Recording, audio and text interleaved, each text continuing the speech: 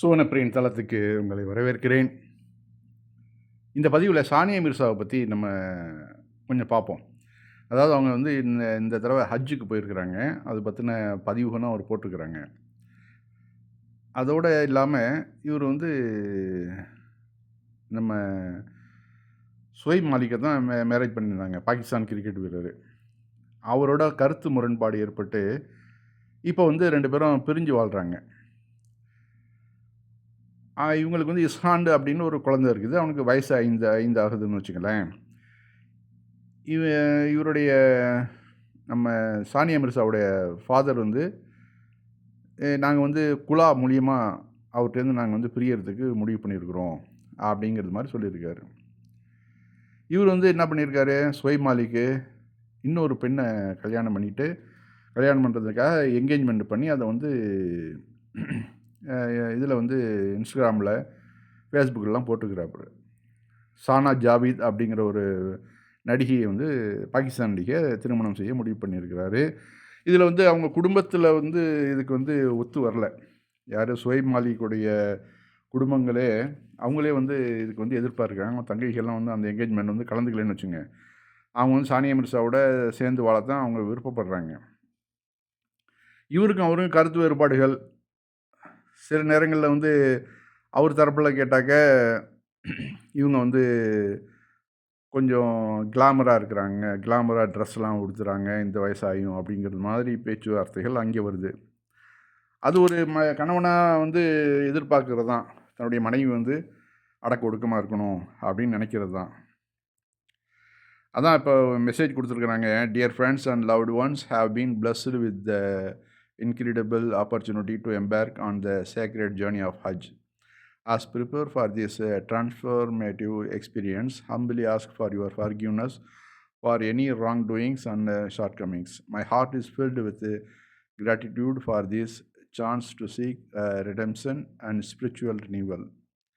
I pray that Allah accepts my prayers and guides me on this blessed path. I am deeply fortunate and feel immensely grateful. Please keep me in your thoughts and prayers as embark on this journey of your lifetime. Hope to come back as a better human being with a humble heart and stronger iman. அப்படின்னு அவங்க வந்து message கொடுத்துருக்குறாங்க.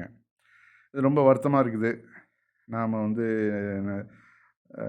ஒரு முஸ்லீம் பெண் வந்து இந்த அளவு நாட்டுக்காக விளையாடி பல விருதுகளை வாங்கி நாட்டுக்கு பெருமை சேர்த்தாங்க இன்டர்நேஷ்னல் லெவலில். அது அப்படியே தமிழ்லேயே அவன் சொன்ன தமிழில் படிக்கணும் பாருங்கள். அன்புள்ள நண்பர்களே மற்றும் அன்பானவர்களே, புனித ஹஜ் பயணத்தை தொடங்குவதற்கான வாய்ப்பை பெற்றுள்ளேன். இந்த மாற்றமடையும் அனுபவத்திற்கு தயாராகும்போது ஏதேனும் தவறுகள் மற்றும் குறைபாடுகள் இருப்பின் மன்னிப்புக்காக தாழ்மையுடன் கேளுங்கள். மீட்பையும் ஆன்மீக புதுப்பிப்பையும் தேடும் இந்த வாய்ப்புக்காக என் இதயம் நன்றியுடனும் நிரம்பியுள்ளது. அல்லாஹ் எனது பிரார்த்தனைகளை ஏற்றுக்கொண்டு இந்த ஆசீர்வதிக்கப்பட்ட பாதையில் என்னை வழி நடத்த வேண்டும் என்று நான் பிரார்த்திக்கிறேன். நான் மிகவும் அதிர்ஷ்டசாலி மற்றும் மிகவும் நன்றியுள்ளவனாக உணர்கிறேன். இந்த வாழ்நாள் பயணத்தை தொடங்கும்போது தயவுசெய்து எங்கள் எண்ணங்களிலும் பிரார்த்தனையிலும் என்னை வைத்துக் கொள்ளுங்கள். தாழ்மையான இதயத்துடன் வலுவான ஈமானுடன் சிறந்த மனிதராக மீண்டும் வருவேன் என்று நம்புகிறேன்.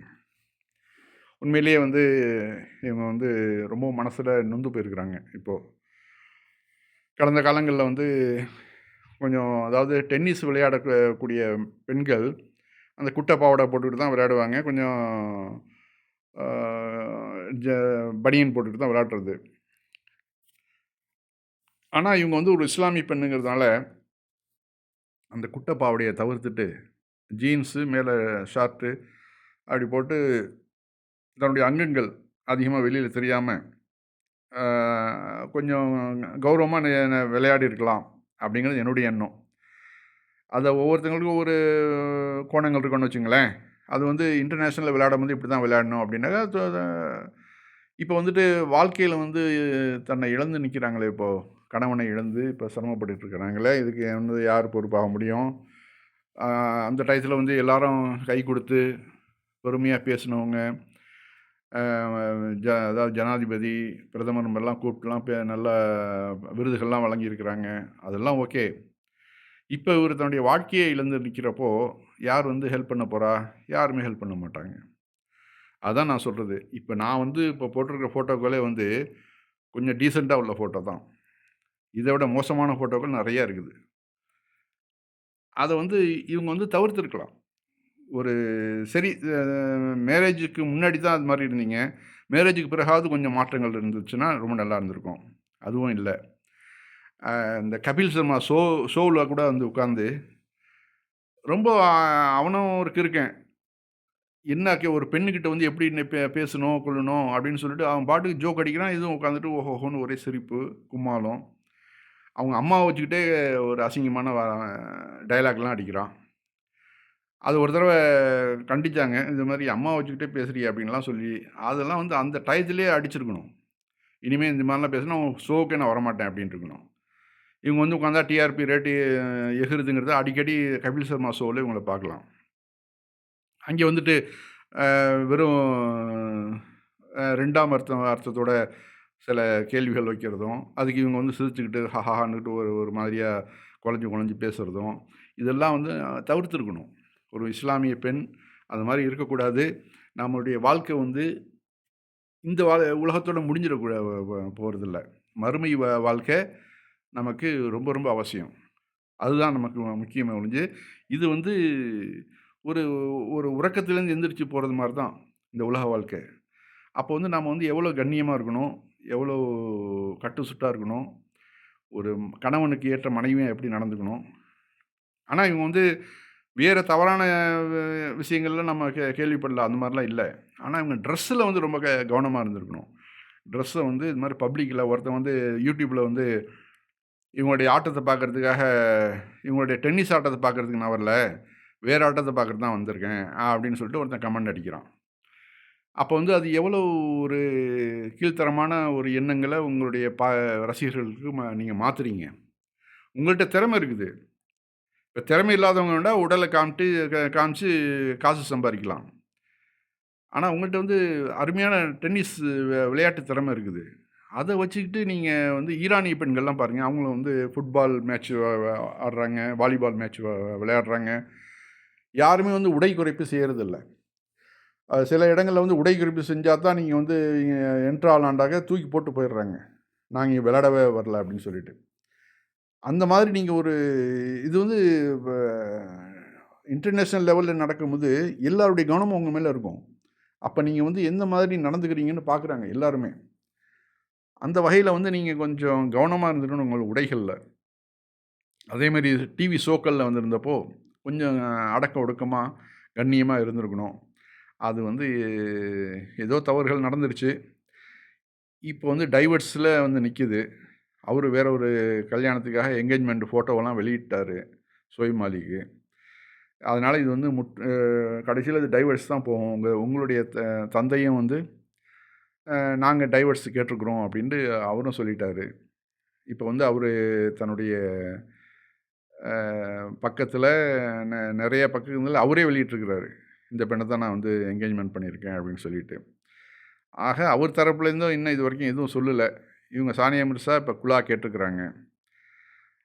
2வது இறைவன் வந்து இதுக்கு முன்னாடி நடந்த தவறுகள் எல்லாம் மன்னிக்கக்கூடியவன்.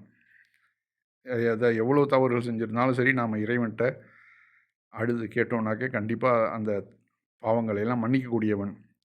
இப்ப நீங்க வந்துட்டு ஹஜ்ஜுக்காக போயிருக்கிறீங்க. ஹஜ்ஜு, உம்ராலாம் பண்ணிட்டு, அங்கே போயிட்டு இறைவன்ட்ட அழுது துவா கேட்டு, இனிமேல் நான் நல்ல ஒரு புதிய மனிதனா வருவேன் அப்படின்னு சொல்லிட்டு நீங்க சொல்லியிருக்கீங்க. அது கண்டிப்பா நீங்க செய்யலாம். உங்களுக்கு அந்த மன தைரியம் குடுக்கணும் இறைவன். இந்த டைவர்ஸ் பிரச்சனையில உங்களுக்கு பிரச்சனை இல்ல. இன்னொரு கல்யாணம் நீங்க பண்ணிக்கலாம். அவர்ட்ட தான் அவரு வேற கல்யாணம் பண்ணிக்கிட்டான்னா, உங்களுக்கு நெறையா ஆண்கள் நல்ல மாப்பிள்ளை கிடைப்பாங்க. கல்யாணம் பண்ணிட்டு நீங்க சந்தோஷமா இருங்க.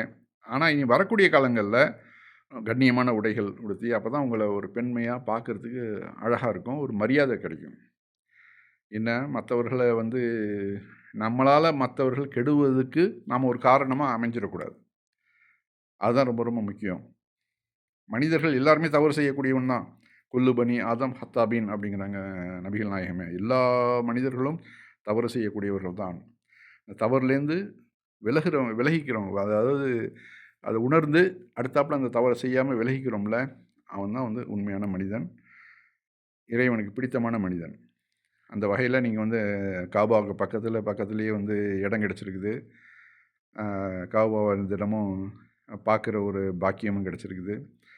தொழுது இறைவன்கிட்ட மன்றாடி உங்களுடைய வாழ்க்கையில் திரும்பவும் ஒளி வீசுவதற்கு ஒரு கால் சோய்மாலிக்கு வந்து மனசு மாறி உங்களை வந்து திரும்பவும் அழைக்கிறதுக்கும் வாய்ப்பு உண்டு. நான் வந்து நல்லபடியாக மாறிக்கிறேன் அப்படின்னு அவர் சொல்லலாம்.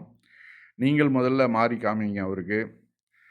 ஒரு கால் இந்த உங்கள் ஹஜ் பயணத்தெல்லாம் பார்த்துட்டு அவர் மனசு மாறி உங்களை வந்து திரும்பவும் அழைக்கலாம். எப்படி இருந்தாலும் உங்களுடைய நல்ல வாழ்த்துக்கள். பல வெற்றிகளை பெற்றவர் நீங்கள். அதே போன்ற வெற்றி உங்களுடைய வாழ்க்கையிலும் கிடைக்க நாங்களும் பிரார்த்திக்கிறோம். நீங்களும் பிரார்த்தியுங்கள். நாம் எல்லோரும் பிரார்த்திப்போம். ஓகே.